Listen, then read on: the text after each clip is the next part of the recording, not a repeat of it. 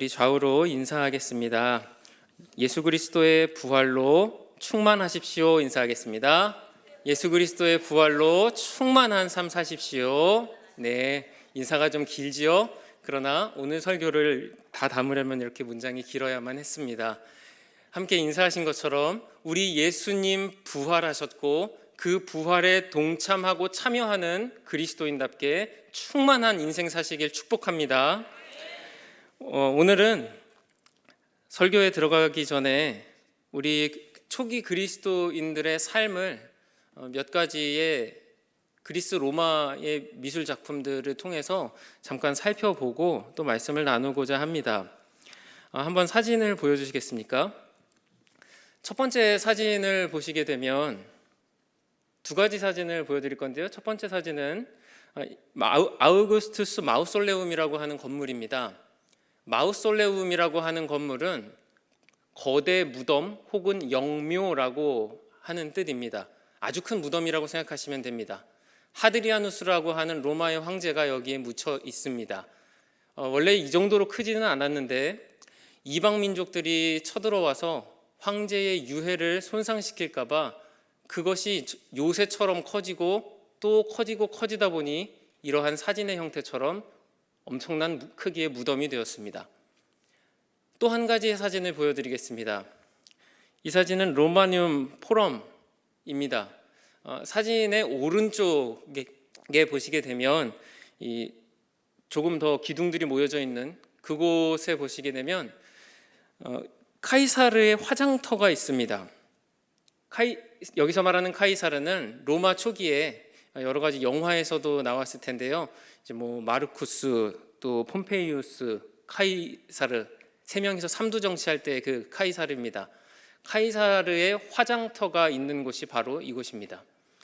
설교를 시작하면서 두 가지의 사진을 보여드린 이유는 이 두 가지의 사진을 함께 놓고 보면 무언가 이상한 점을 발견하게 됩니다. 사진을 보여주시겠습니까? 네, 두 가지의 사진을 보시면 혹시 차이를 발견하실 수 있으실까요? 차이점들이 너무나 많이 있습니다. 그러나 오늘 함께 나누고자 할 핵심은 무엇이냐면 저는 이미 정답을 말씀드렸어요. 위에 있는 하드리아누스의 황제의 묘는 무덤이라고 제가 말했고요. 그리고 밑에 있는 사진은 그보다 앞선 사람의 화장터라고 말씀드렸습니다. 로마 사회는 본래 사람이 죽었을 때 화장합니다. 그런데 시간이 지남에 따라 이 하드리아누스라는 황제가 다스릴 때를 보니 어느새 저렇게 큰 무덤을 짓고 있다는 것입니다. 아이고 장 목사님, 화장하다가 매장하는 게 그렇게 중요한가요? 네, 성경을 이해할 때도 아주 중요합니다. 그리고 인류학적으로 보면 한 집단의 장래 문화라는 것은 그렇게 쉽게 바뀌지가 않습니다. 우리나라만 하더라도 오늘날에는 화장을 하는 장래가 95%까지 올랐습니다. 그러나 이 자리에 계신 성도님들의 과거를 생각해 보시면 화장하는 것이 낯설게 느껴져서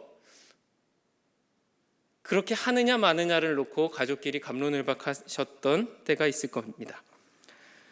왜 그러면은 우리나라는 매장하는 문화에서 화장으로 바뀌었을까요? 유교 사회이기 때문이었죠.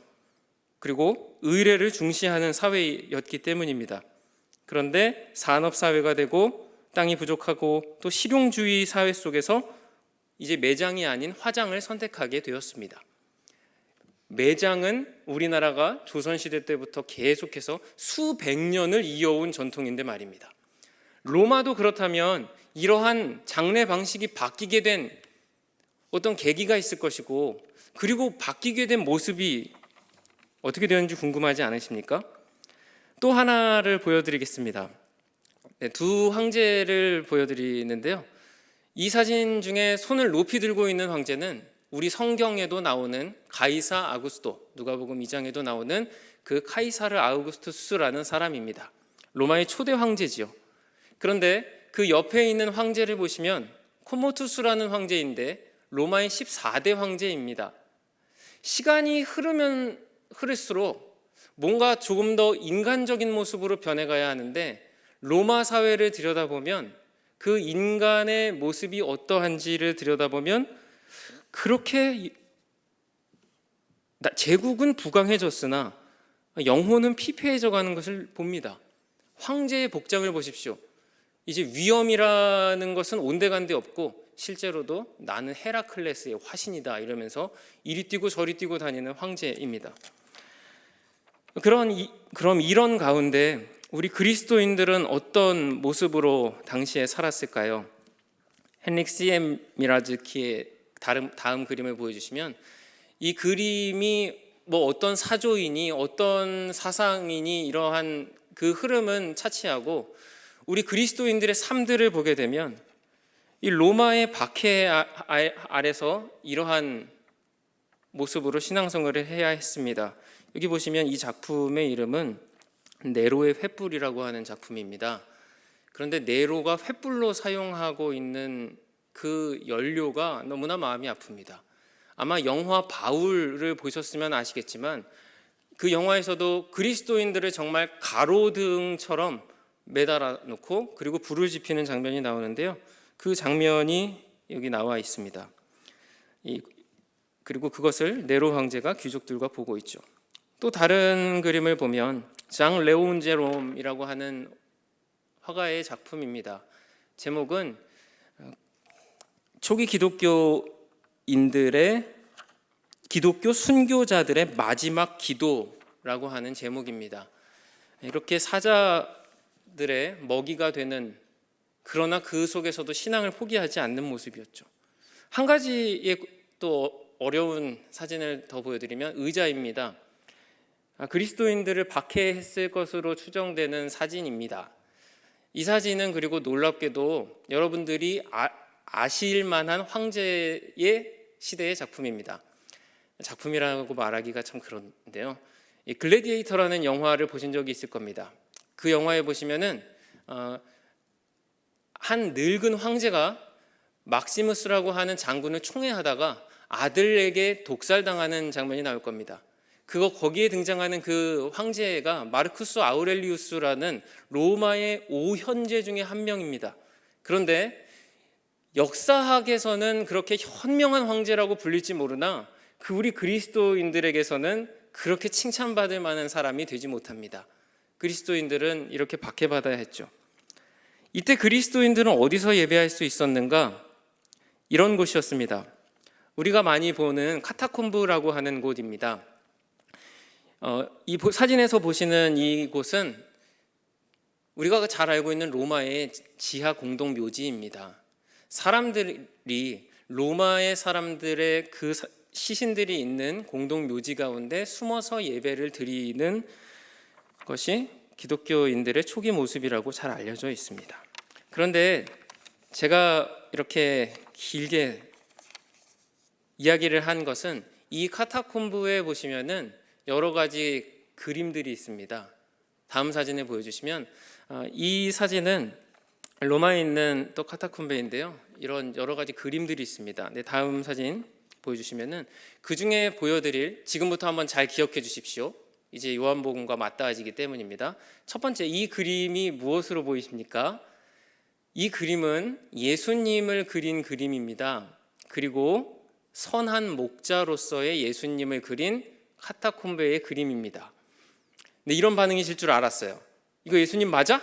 뭐 이런 반응이죠. 양을 메고 있고요. 그리고 이 선한 목자의 모습을, 정말 이게 선한 목자 맞는가? 너무 알레고리로 치부하는 거 아닙니까? 그런데 보시다 보면 아시게 될 겁니다. 다음 그림을 보여주시면 이 그림은 요나의 그림입니다. 요나를 물에 빠뜨리려고 하고 있는 그림입니다. 배에 두 사람이 있는 것이고요. 요나를 물에 던지려고 하고 있고, 배의 앞머리를 보시게 되면 저게 파도가 아니고 물고기입니다. 당시로서는, 초기 그리스도인들은 큰 물고기라고 하면 그게 고래인지 어쩐지 우리는 내셔널 지오그래픽을 봐서 알지만 어떻게 알겠습니까? 이런 식으로 그려서, 그리고 그 밑에 믿음의 신앙의 선배를 안치합니다. 세 번째 사진 보여주시겠습니까? 이 그림은 또 어떤 그림일지 예상이 되십니까? 불 속에 던져진 다니엘의 세 친구입니다. 자, 이게 그러면 성서적인 그림들이 맞다는 추론들이 점점 나올 겁니다. 다음 그림 보면은 더 너무나 뚜렷해집니다. 이 그림은 무엇처럼 보이십니까? 누가 그렸는지도 알 수 없습니다. 다만 추정되는 것은 그 카타콤브라고 하는 지하 공동체에서 예배드리는 공동체의 사람이 믿음의 선진이 숨졌을 때 그 시신을 그곳에 보관하며 그곳에 위에 그린 그림들인 겁니다. 정답은 이삭을 바치는 아브라함입니다. 또 다음 그림, 이제 점점 더 뚜렷해집니다. 최후의 만찬이죠.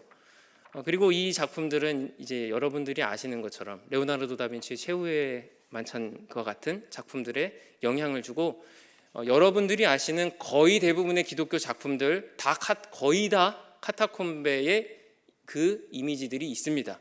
그것들이 지상으로 올라오게 되죠.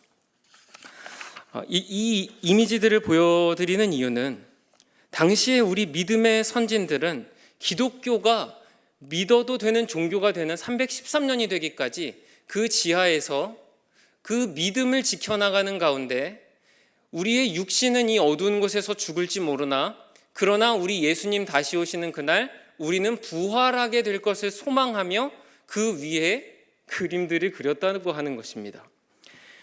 크리스천들은 큰 도전에 직면했었습니다. 죽은 믿음의 선배들을 보며 성경에 약속하신 대로 우리 예수님 다시 오실 때 함께 부활하며 만나게 될 것인데 이것을 어떻게 그릴지를 어떻게 우리 믿음의 후배들에게 제시할지를 너무나 많이 고민했어요. 하지만 오늘은 우리가 많은 것들을 또 이미지로 보고 영화로도 보지만 그렇지 못했습니다.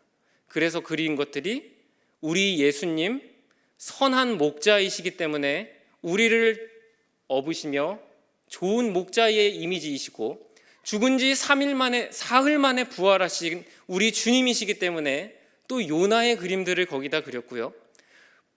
생명의 주인 되시기 때문에 그 불 가운데에서도 불 아니라 어떤 로마의 박해에서도 우리를 건져주실 것이라는 그 그림을 그리며 그리고 우리 예수님 떡을 떼사 잡수시며 주시며 내 몸이니 받아 먹으라 하시고 또 잔을 주시며 이 잔은 죄사함의 새 언약의 잔이니 내 피이며 마시라고 주셨던 그것들을 기억하며 그곳에서 신앙을 지켜나갔다는 겁니다.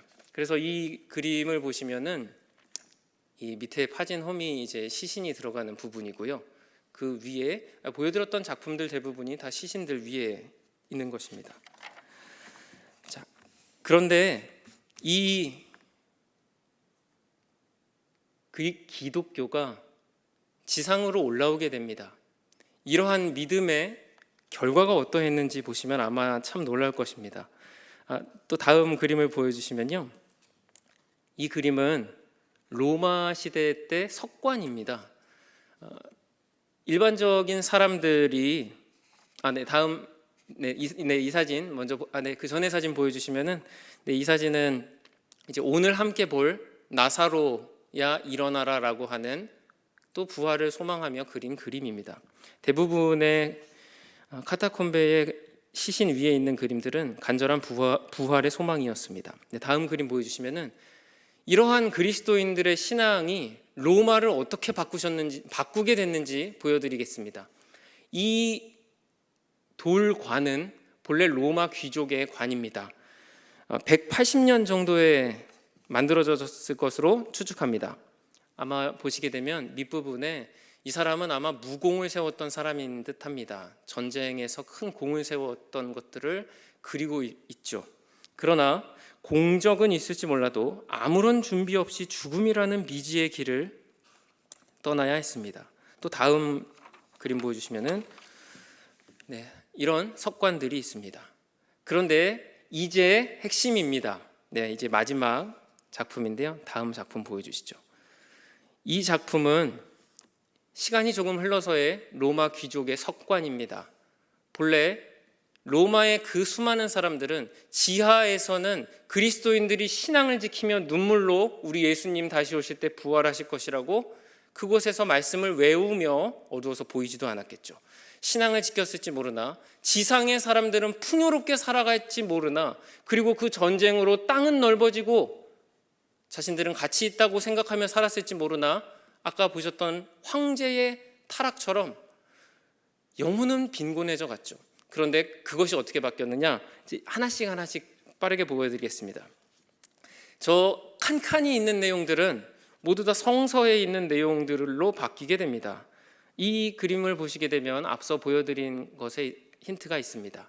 이삭을 번제드리기 위한 아브라함입니다. 로마 귀족의 관에 이런 것이 있다니 이상하죠. 또 다음 부분 보여주시겠습니까? 한쪽은 이 해석이 조금 갈립니다. 앉아있는 사람이 욥으로 보고 욥의 고난으로 보기도 하고, 혹은 사도 바울의 순교로 보기도 합니다. 또 반대편에 있는 쪽은 이건 너무나 선명하죠. 에덴 동산. 네, 이거는 이제 정말로 성서적인 부분이라는 것이 맞다고 해석할 수밖에 없습니다. 다음 그림을 보여주시면 이제 예수 그리스도가 더 뚜렷이 드러나는 로마 귀족, 이름도 모르는 로마 귀족의 죽음을 봅니다. 빌라도 앞에서는 예수님입니다. 그리고 끌려가는 예수님이시고요. 다음 그림, 예루살렘의 입성입니다. 그리고 나무 위에 한 사람이 올라가 있습니다. 예수님을 잘 보기 위해서이죠. 마지막 부분입니다. 그리고 이 석관의 가장 중앙 윗부분에 있는 조각입니다. 예수님께서 이 밑에 어떤 누군가를 밟고 있습니다. 밑에 있는 건 고대 그리스, 로마에서 가장 최고 신이라고 여겨지는 제우스입니다. 웃음이 나오게도 제우스를 발로 밟고 있는 예수님이죠. 이 석관에서 죽은 사람은 아마도 예수님이 누구인지 꼭 설명하고 싶었던 것 같습니다. 그 의미는 무엇이냐면, 우리 예수님 가장 위대하신 신이신데, 이 시대에 당시에 존재하는 어떤 신보다도 가장 높으신 신이기 때문에 우리 시대에 가장 높다고 여겨지는 제우스, 예수님의 발끝도 못 미쳐 라는 메시지를 남기고 죽고자 한 것처럼 보입니다. 그리고 흥미롭게도 예수님이 로마 귀족이 입는 토가라고 하죠. 로마 귀족의 옷을 입고 있습니다. 예수님 이런 옷 입어보신 적 없으실 겁니다. 그러나 이 죽은 로마 귀족은 예수 그리스도가 무엇보다도 고귀한 존재이시기 때문에 그것을 표현할 방법이 이것밖에 없었던 것입니다. 네, 이제 그림은 여기까지입니다. 이것을 보여드린 이유는 두 가지가 있는데, 첫 번째는 오늘 말씀을 위한 배경 설명이기도 했고요. 또 두 번째는 금요일 날마다 미술 작품으로 보는 기독교를 나누고 있는데, 그때 뭐 보여주시냐고 계속 참 많은 질문들을 해주셔서 이런 것들 보여드린다고 압축판을 보여드렸습니다. 이러한 모습들을 볼 때 우리 그리스도인들, 초기 그리스도인들의 삶 가운데에 이러한 인내의 믿음이 보입니다. 히브리서 11장 35절 같이 읽겠습니다. 시작. 여자들은 자기의 죽은 자들을 부활로 받아들이기도 하며, 또 어떤 이들은 더 좋은 부활을 얻고자 하여 심한 고문을 받되 구차히 풀려나기를. 그리스도인들이 믿음을 지킬 때에 그 믿음은 어디에서 나왔느냐? 부활의 신앙입니다. 부활을 얻고자 하여 심한 고문을 받되 차라리 구차히 풀려나기를 원하지 아니하였다라고 말입니다. 그리고 사도행전 1장 22절에 보시면은 이렇게 나와 있습니다. 제가 읽겠습니다. 항상 우리와 함께 다니던 사람 중에 하나를 세워 우리와 더불어 예수께서 부활하심을 증언할 사람이 되게 하여야 하리라 하거늘. 아멘. 유다가 죽고 나서 새로운 사도를 세울 때도 그 사도의 기준이 무엇이었냐 하면 바로 우리와 함께 예수의 부활을 증언할 자를 뽑는 것이었습니다. 우리 이 공동체, 교회라고 하는 예수 그리스도의 공동체는 사도성을 가지고 있습니다. 그렇다면 무엇일까요? 바로 예수 그리스도의 부활을 증거하기 위한 공동체라는 겁니다. 이제 오늘 본문에 들어가시게 되면, 오늘 본문의 나사로를 살리시는 예수님의 모습은 우리가 성경에서 많이 보았고 또 들었던 이야기입니다. 하지만 낯선 이야기가 한 가지 등장하게 됩니다. 그것은 무엇이냐면 요한복음 11장 25절과 26절, 예수님께서 먼저 이렇게 선포하시고 들어가셨습니다. 예수께서 이르시되 나는 부활이요 생명이니 나를 믿는 자는 죽어도 살겠고 무릇 살아서 나를 믿는 자는 영원히 죽지 아니하리니 이것을 내가 믿느냐? 라고 말입니다. 그런데 오늘 말씀이 조금 이상하게 읽혀지시지는 않으십니까? 저는 오랜만에 이 말씀을 읽으면서 왜 이 생각을 못 해봤을까라는 생각을 해봤습니다. 바로 그것은 나는 부활이요 생명이라고 예수님께서 하셨다는 겁니다. 여러분, 부활이 먼저입니까? 생명이 먼저입니까? 생명이 있어야 부활이 있는 거라고 생각하실 수도 있습니다. 그래서 그럼 나는 생명이요 부활이라고 말씀하실 수도 있을 텐데, 예수님께서 부활이시며 생명이시라고 말씀하셨다는 겁니다. 그리고 이 선포는 나사로에게 찾아가셔서 나사로를 살리시기 이전에 선포하신 겁니다. 부활이 먼저 나온 이유는 정말로 예수님께서는 죽은 나사로를 이제 부활시키실 것이기 때문에, 소생시키실 것이기 때문이기도 하고, 실상은 세상이 죽어가고 있고 또한 죽음에 직면해 있기 때문입니다. 그래서 예수님은 부활을 말씀하시고 또 생명을 말씀하십니다.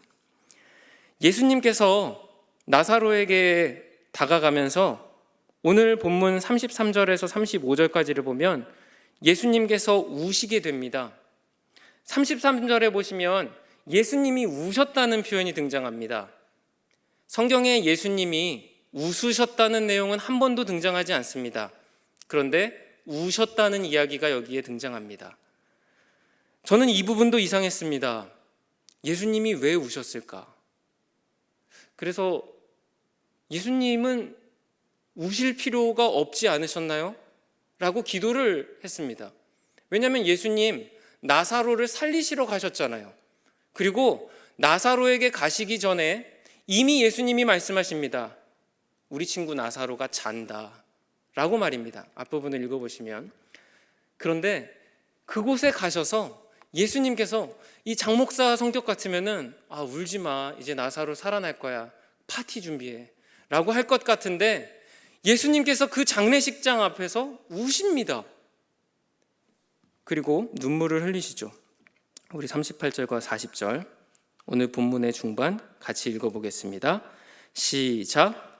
이에 예수께서 다시 속으로 비통히 여기시며 무덤에 가시니 무덤이 구리라 돌로 막았거늘 예수께서 이르시되 돌을 옮겨 놓으라 하시니 그 죽은 자의 누이 마르다가 이르되 주여 죽은 지가 나흘이 되었음에 벌써 냄새가 나나이다.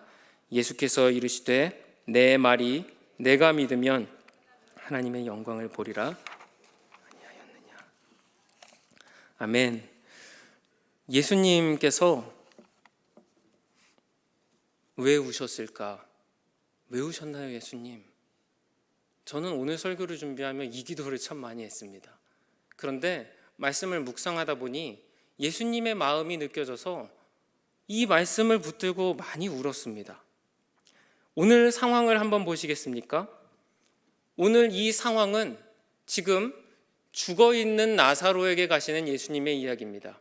그리고 장례식장이죠. 사람들이 모두 다 그 죽음을 슬퍼하며 그리고 애통해하고 있습니다.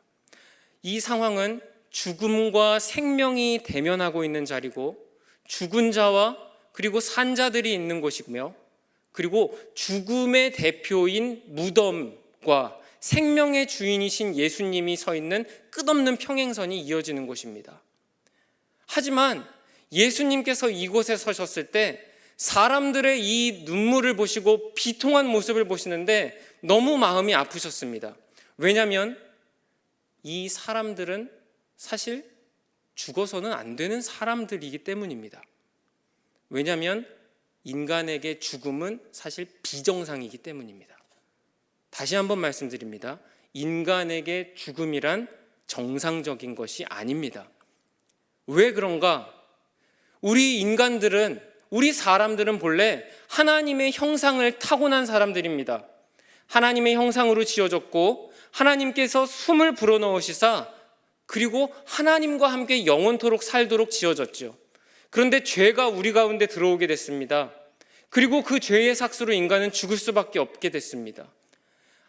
우리 예수님은 하나님의 아들이시오 참 사람이자 참 하나님이십니다. 때문에 하나님이신 예수님은 그 본래의 인간의 상태를 너무나 잘 알고 계셨습니다. 하지만 그 본래의 인간, 하나님이 지으셨던 하나님과 함께 영원 속에서 살아야 하는 그 행복한 인간은 온데간데 없고 죄로 인해 죽음을 맞이하고 눈물과 가슴을 찢으며 헤어질 수밖에 없고 그 아픔으로 눈물 흘리는 사람들을 보는데 죽음 앞에 서신 생명이신 예수님은 너무나 이질적인 겁니다. 그래서 예수님은 이 사람들이 함께 울 때 같이 우실 수밖에 없었던 것이죠. 이 예수님의 마음을 알게 되니 저는 예수님께서 이 앞에 서셨을 때 어떠한 마음일지 너무나 많이 느껴졌습니다. 우리 다음 성경 구절, 오늘의 마지막 성경 구절입니다. 오늘 말씀의 클라이막스이자 엔딩인데요. 예수님께서 왜 이렇게 말씀하시며 크게 말씀하셨을지 묵상하시며 읽어봅시다.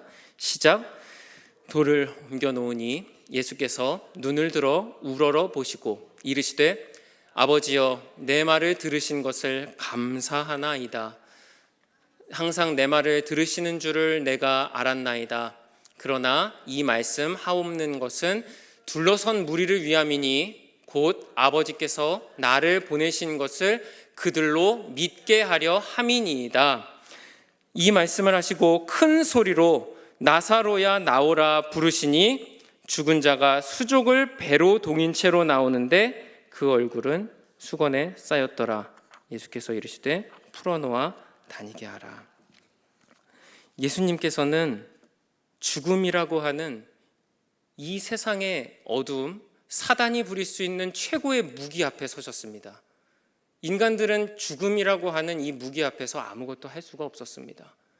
그러나 예수님께서는 그 앞에 서시고 생명의 주인이 누구이신지를 선포하십니다. 그리고 23절에 큰 소리로 나사로야 나오라 라고 말씀하셨습니다. 예수님 작은 소리로 말씀하지 않으셨습니다. 왜냐하면 이 세상의 주인, 생명의 주인이실 뿐만 아니라 영원의 주인이시고 또한 부활이신 예수님께서는 이 죽음 앞의 인간들을 누가 진정한 주인이신지 보여주셔야 했기 때문입니다. 그래서 죽음에게 호통을 칩니다. 이제 적용하고 설교를 마치려고 합니다. 사랑하는 성도 여러분, 예수님은 생명 자체이십니다. 그리고 부활이신 줄로 믿습니다. 우리는 이 시대를 살아가면서 로마의 그 거대한 문화 아래서 그리스도인들은 지하의 카타콤베에서 작게 느껴졌을 수도 있습니다. 하지만 우리의 믿음의 신앙의 선배들은 우리의 선진들이 죽었을 때, 우리 예수님 다시 오셨을 때, 우리 예수님 선한 목자이실 뿐만 아니라 요나가 3일 동안 물고기 뱃속에 들어갔다가 나온 것처럼 우리 예수님 사흘 만에 부활하신 분이시고 그 생명과 부활을 우리에게 주시는 분이기 때문에 다시 살아날 것을 믿습니다 라고 하는 고백으로 그 시신을 안치했었습니다. 오늘날 우리도 이 신앙이 필요합니다. 바로 예수 그리스도와 부활 신앙 말입니다. 사랑하는 성도 여러분, 이 땅의 어둠과 마귀가 부릴 수 있는 최고의 무기, 곧 죽음과 사망이 우리를 두렵게 한다 하여도 죽음이 끝이라는 말에 흔들리지 마시기 바랍니다. 이 자리에 계신 또 우리 특별히 다음 세대를 더 축복하고 싶습니다. 이 시대는 끝없이 하나님은 없는 시대라고 말하고 이 세상이 다라고 말하며 죽음이 끝이라고 말하는 시대입니다. 그러나 우리 예수님은 그렇게 말씀하지 않으셨습니다. 영원한 생명이 나에게 있고 나는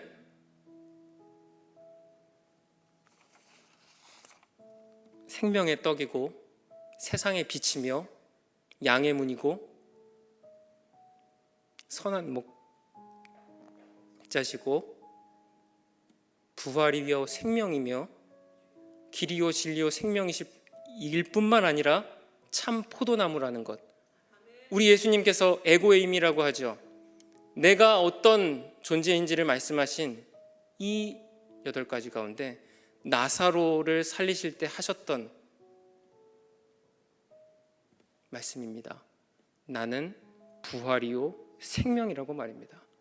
사랑하는 성도 여러분들의 삶의 어두움이 무엇입니까? 그러나 그 어두움과 사망의 죽음 가운데 쓰러지시지 않으시길 축복합니다. 그 어둠을 향해 선포하십시오. 생명이시며 또한 부활이신 우리 예수 그리스도의 이름으로 선포하노니 어두움은 나의 삶을, 나의 가정을, 나의 인생을 무릎 꿇지 못하게 할지어다. 그렇게 선포하시며 나아가는 여러분들이 되길 축복합니다. 부활신앙 그리고 그리스도의 신앙, 우리는 이 신앙으로 이 시대가 죽어가는 가운데 예수 그리스도라는 진리의 랜턴을 높이 드는 존재가 되어야 할 것입니다. 사랑하는 성도 여러분, 부활 소망으로 시대에 지지 않는, 그리하여 시대를 그리스도로 변화시킬 수 있는 우리 모든 성도님들이 되길 주님의 이름으로 축복합니다. 찬양합시다.